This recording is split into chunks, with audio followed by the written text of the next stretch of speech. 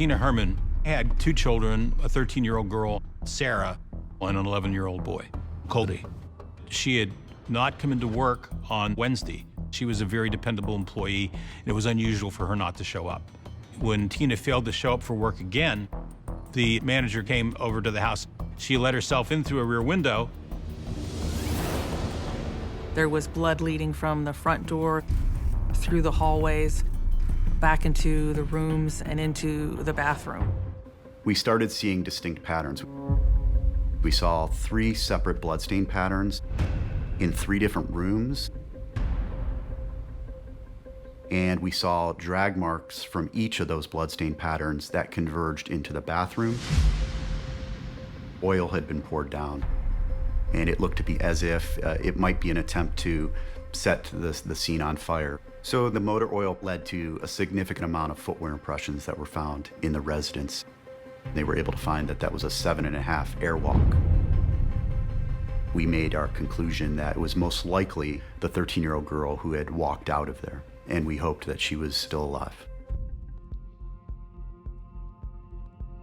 We also learned that one of Tina's close friends, Stephanie Sprang, also was missing and had not been accounted for since that previous Wednesday.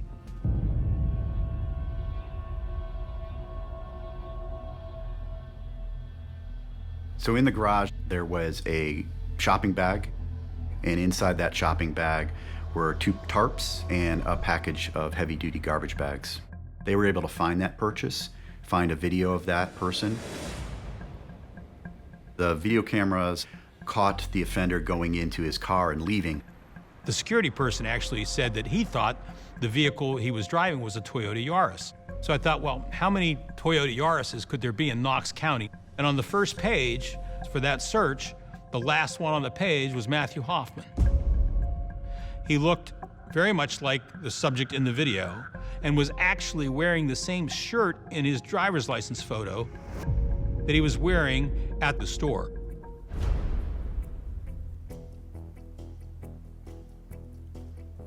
They went in through the front of the house and they found him asleep on the couch in the living room and immediately took him into custody.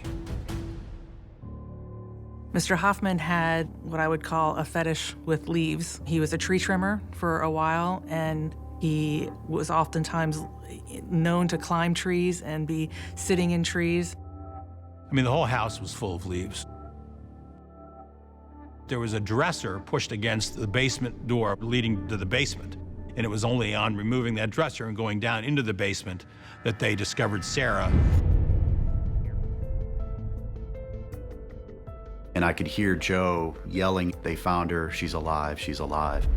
And in this basement area, there was a large pile of leaves, and then he had placed a number of blankets on top of that, and that's where he was having Sarah sleep.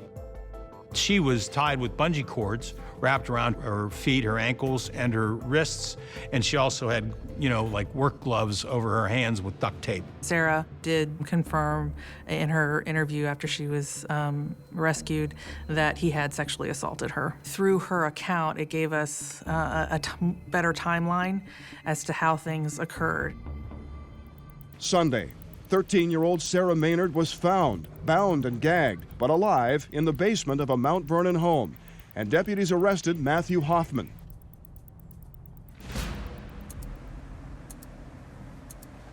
We have a lot of officers out and around. I think we need your help and you need ours. He almost seemed comatose in that interview. It was something I had not seen in 22 years in law enforcement, the way he reacted. When I mention the names, are you picturing them in your head? Last place you saw them? Is that what you're doing? Tina alive, Matt? Sarah's alive. Sarah's alive and well. Yep. Frankly, he was in control. I mean, he was not responding to any of the normal, prompts that would get somebody to talk back. You're bothered by it, Matt. I can see that. I can see you swallowing hard. I can see you holding the tears back.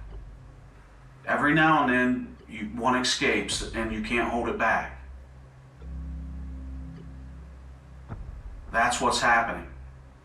You know it, and I know it. I mean, he's sitting there in this situation, obviously in his mind, he's thinking, what am I gonna do? You know, I mean, I've got myself in this situation, and what can I do? Let's get him back home, man. House was a mess. Blood all over. Be pretty stressful at the time, I'm sure. Just trying to figure out what may have went so bad that you couldn't turn around and walk away. There's family members out there of other people, and all they want is closure. That's all they want. They've been up for days like you and I have, you know? Heart hurts. I don't. Is that your heart? You're saying heart? Broken. Your heart's broken? Because of what happened? No? Someone broke your heart? Why is your heart broken? It was obvious we were hitting a chord with him. I think he was probably trying to resist a connection initially, as far as doing some form of sign language and trying to resist that. At least it was communication. That was a big breakthrough, given the fact that he'd been absolutely almost catatonic up until that point. Hey, Matt.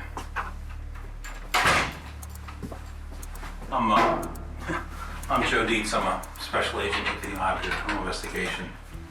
I just came in down here to help these guys out a little bit. My short-term goal was just to get him to respond. You know, we had rescued Sarah. I thought maybe there's something going on here. A lot of times you just have to wait, you know, because they become uncomfortable with the silence.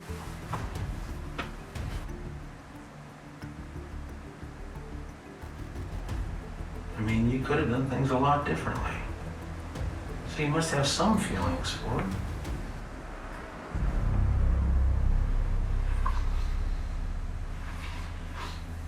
I just hit the one area where he thought he could at least express some humanity in the whole circumstance, which was, you know, to respond to the idea that, do you care about her? But I mean, just shutting it out isn't going to help you find the answers.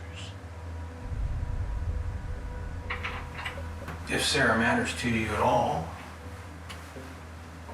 it's not going to help me give her the answers that I promised I would try and get. She is a really lovely, special young lady. I told her that I would do my best to try and find her mom and her brother. You don't really want to walk out in a huff. You know, you have to kind of give the impression that, look, I'm here to try and talk with you. I mean, she has reason to think the worst. The longer she has to kind of ride this roller coaster of uncertainty, wondering what's happened, if she could have done anything, and all that whole package, the worse it's going to be for her. Well, if I don't respond now, I look cold, you know, from his perspective. And if I remain in this cold, unresponsive state, then I just look like I'm cold and indifferent to her. If you didn't care about her, you could have just killed her too. I knew I must have done something wrong. And I found her in my house. She tied up. And so I took care of her. At what point did you find her tied up in your house? Thursday. Did you ask her? Did you speak with her about, what happened? How did you get here? Anything like that? She said I'd done it. I figured I had done something I didn't know. I just could try to put pieces together. In this interrogation, as in any interrogation, the person who controls our ability to continue talking with the subject is the subject. In other words, they're the ones who basically at any time can say, I want an attorney. And, we knew that any attorney that he was going to get was going to immediately tell him to stop talking. Have a seat.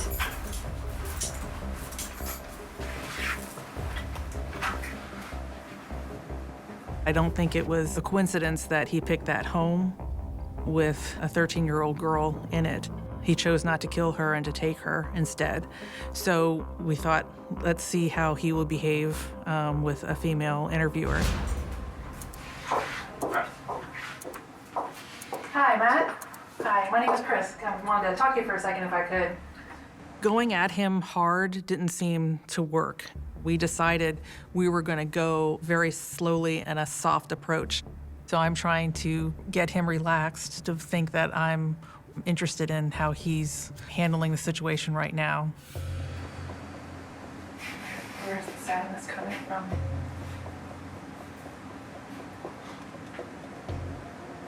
I think I'm crazy. Why do you think that?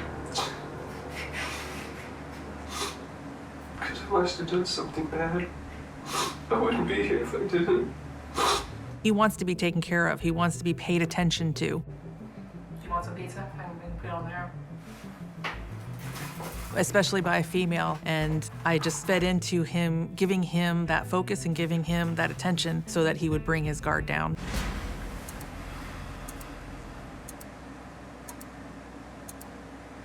Think about what it would be like for you if any of your brothers or sisters, I don't know how many you have, or your mom, something happened to them. You just never know. You never find out where they are, how they are. I agree that closure is good. I can't give it to him. I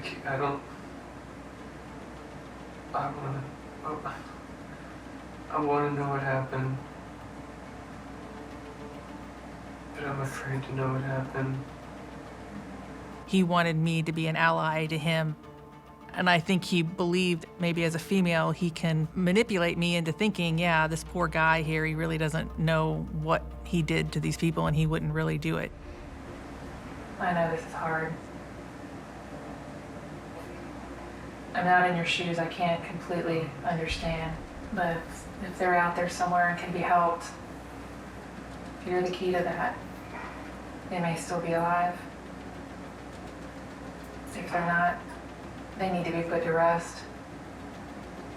It can be frustrating, but you keep the victims in mind.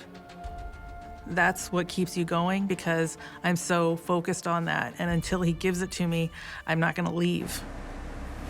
Matt, don't go away. Stay with me. You don't have to talk about it. I just don't like to lose you. I'd like to at least be able to stay here with me. What are you thinking about?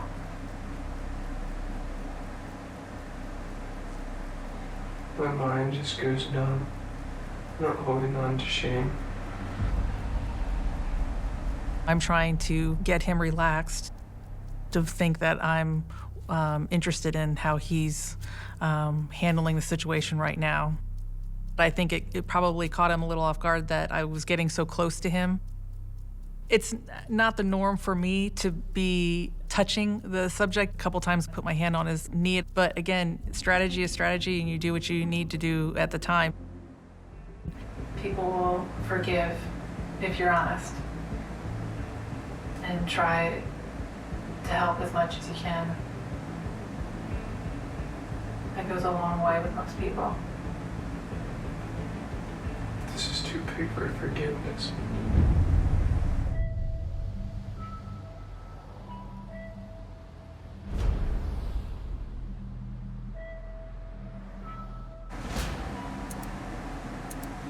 So I had a really horrific dream last night.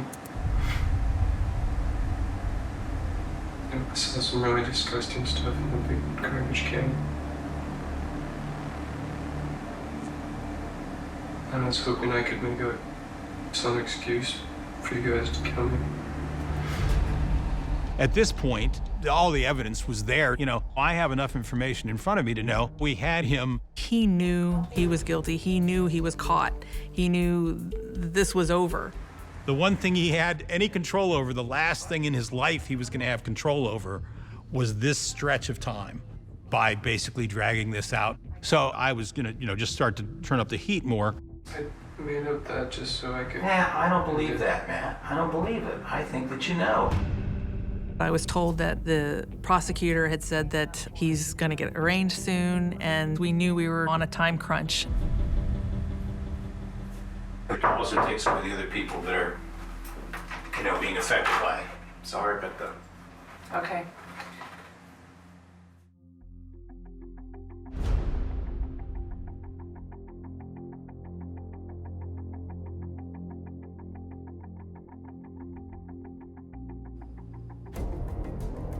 Apparently, between the Knox County prosecutor and the attorneys, they had decided on the deal of taking the death penalty off the table. Once the deal was made, that's when he was willing to give up where the bodies were.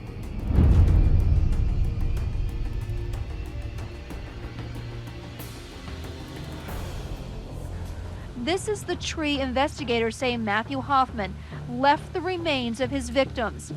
The hole you see here, cut by investigators to retrieve the three.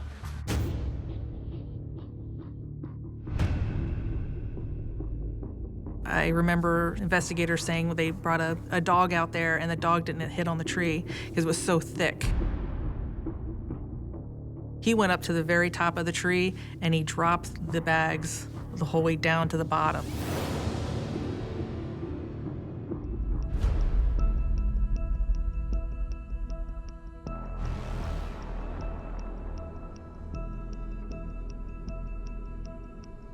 He said that he had just identified the house the day before, that he had gone and spent the night across the street in a sleeping bag. Tina left, and he felt like she had gone to work and she was going to be gone for a while.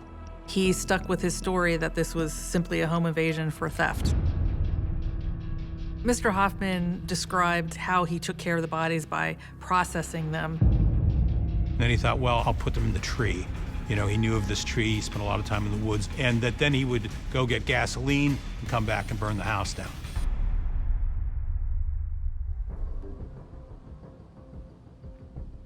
Finding the pleas to be voluntary, the court accepts the pleas and finds the defendant guilty.